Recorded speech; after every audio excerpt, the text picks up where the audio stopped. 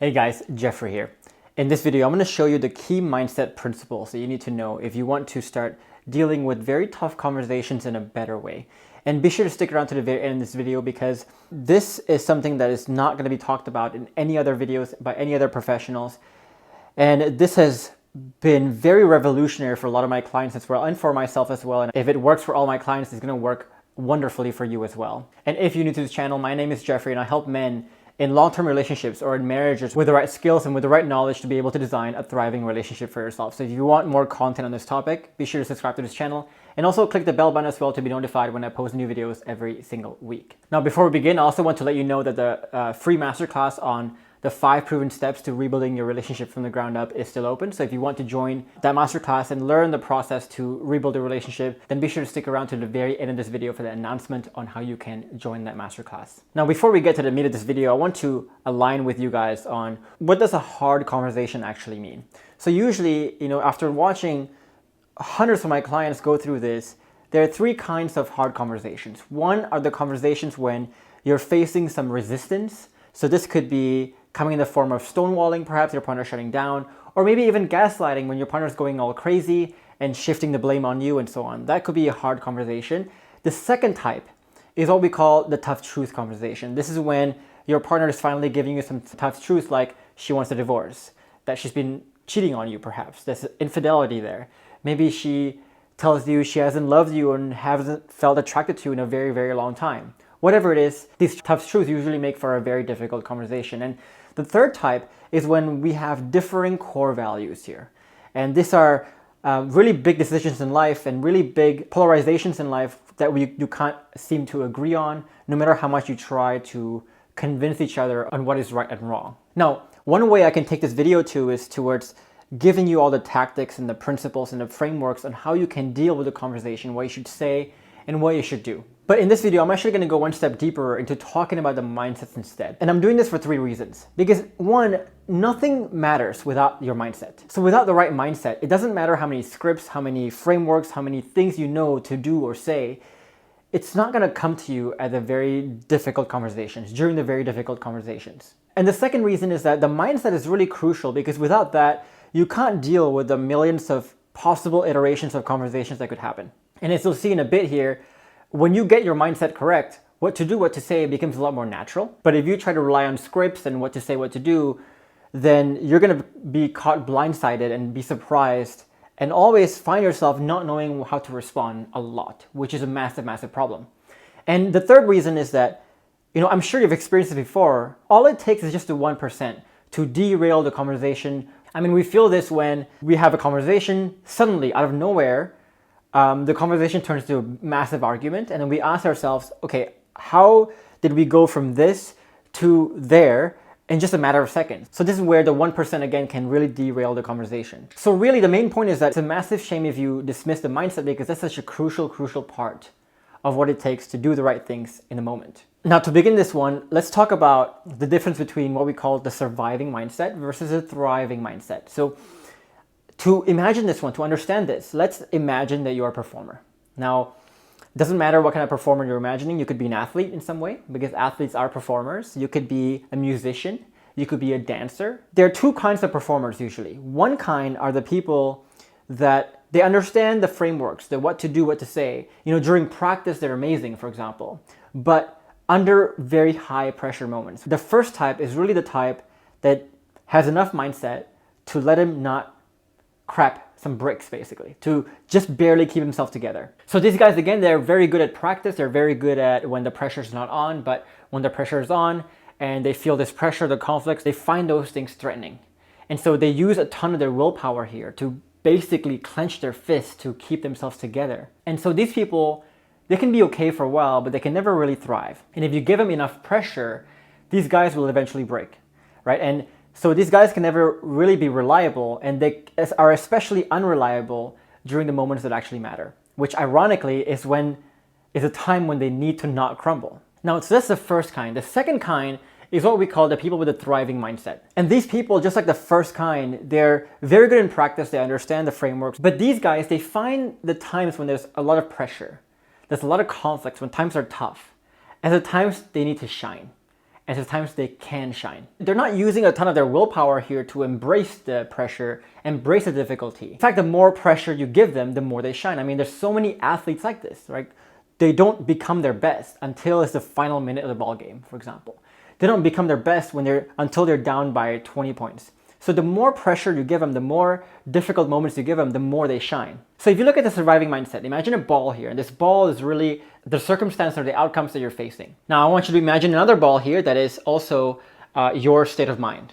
Now, if the outcome is getting really bad and really tough, imagine this tethering, this string between the two balls, where as the circumstance gets really tough, you also start to crumble. Maybe not as much, but you do definitely crumble, and you're trying to float your way back up, and you're trying to hold yourself together.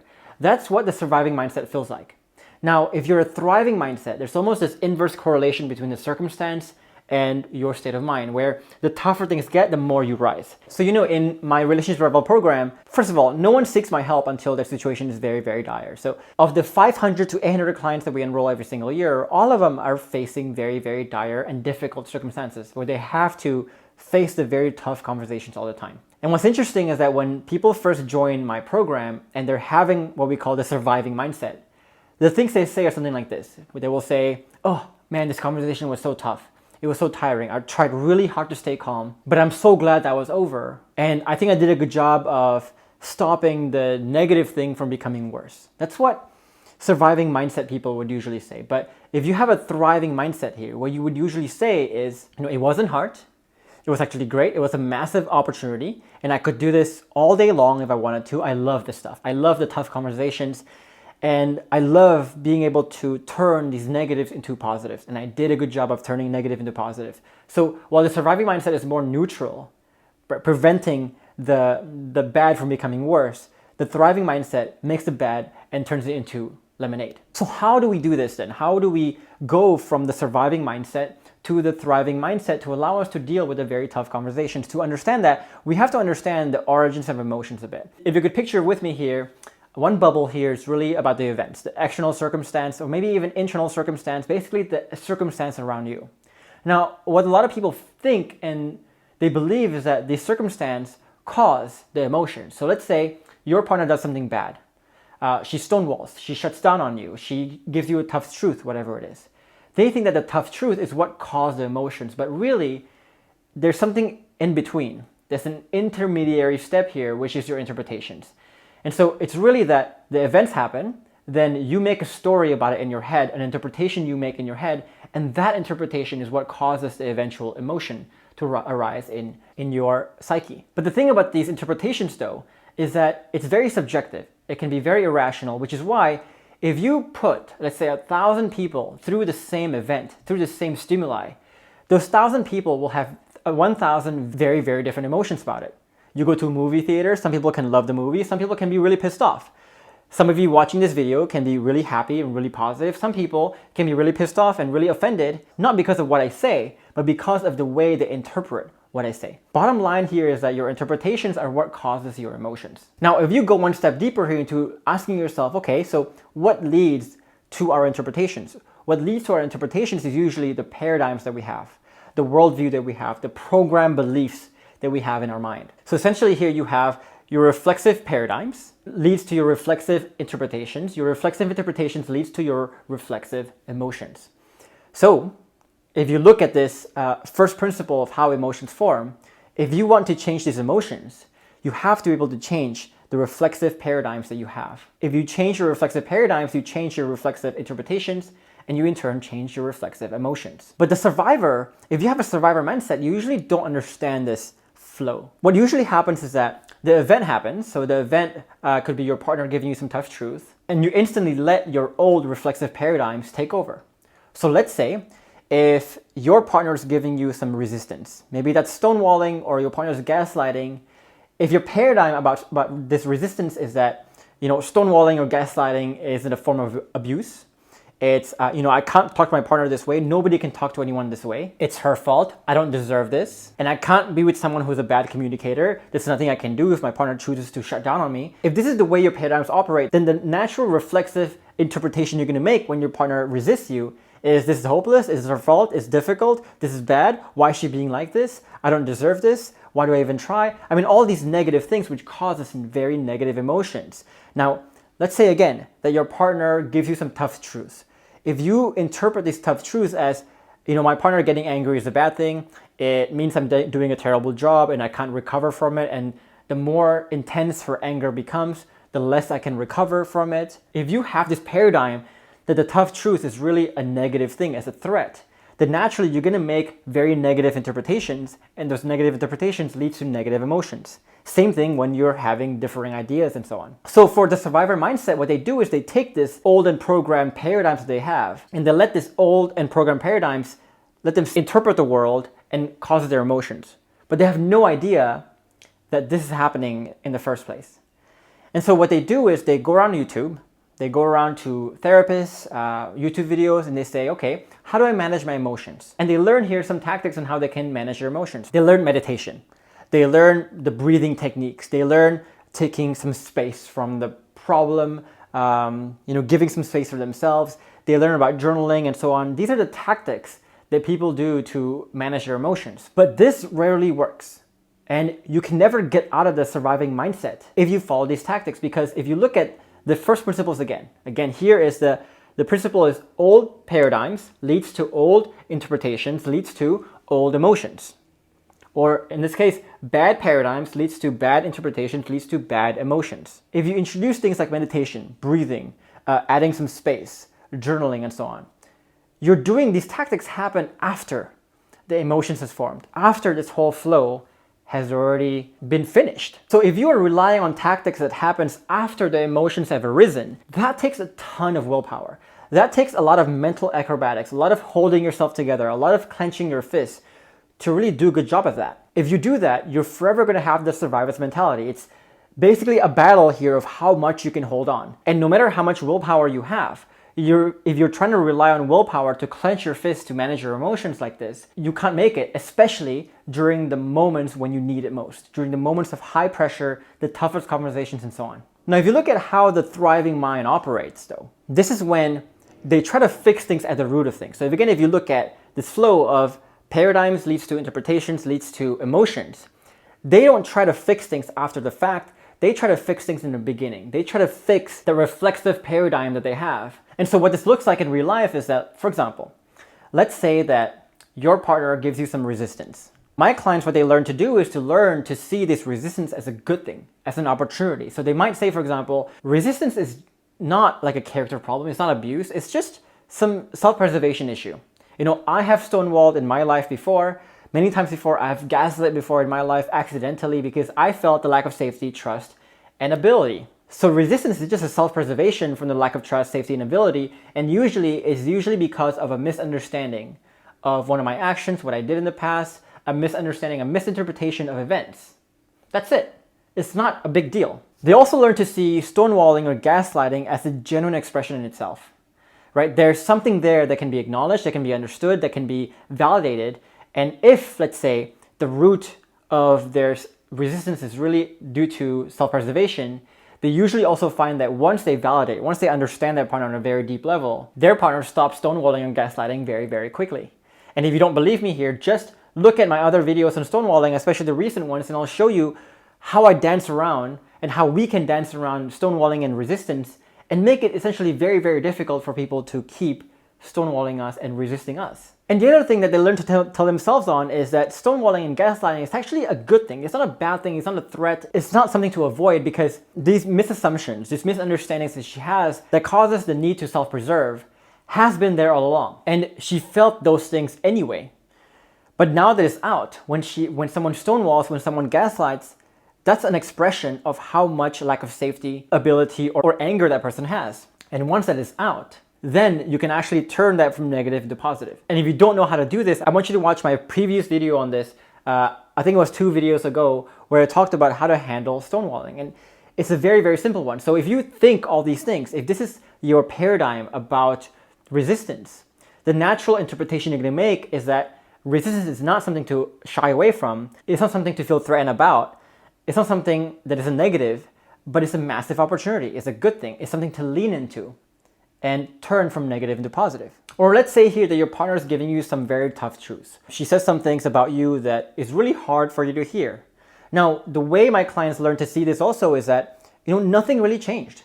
Again, she has felt these things inside of her for months, for weeks, for years, even sometimes decades. The only thing that changed is that back then, before she told me the tough truth, I didn't know about it. So ignorance is bliss, but now I know about it. That's the only thing that changed. But the actual feelings inside my partner hasn't really changed.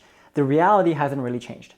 But now that it's out, now that it's expressed, I can actually use my understanding of the frameworks to turn that from negative into positive. And I can also use that to showcase to my partner how much criticism I can take, how much understanding I'm capable of, how much I've really changed the way I speak, the way I think, the way I operate. The other thing that people tell themselves is that, if my partner didn't really care, then she wouldn't really give me the tough truth. I mean, why even talk about the tough truth if it doesn't really matter in the first place? The very fact that your partner told you the tough truth, regardless of what she says externally, deep down, I think she wants to still resolve it.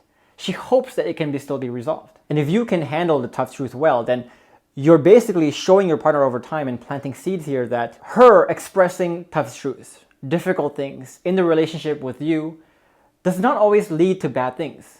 That when she expresses something with you, she gets rewarded because she gets to be understood, she gets to be acknowledged, she gets to find win-wins and find resolutions. So it starts to recondition your partner to actually share more of this tough truth with you instead of penting it up and letting it fester over time. So again, if this is your paradigm about your partner giving you the tough truth, then the natural interpretation you'll make is that of more positive, more hope, more of an opportunity than more of a threat. And the same principle applies when you are dealing with differing opinions about life, about different parts of life. So, the way my clients see it, the way I see it is that every time we have a differing opinion, then I see that as an opportunity to show my partner just how much I've changed in the way I speak, in the way I talk, in the way I deal with conflicts and differences.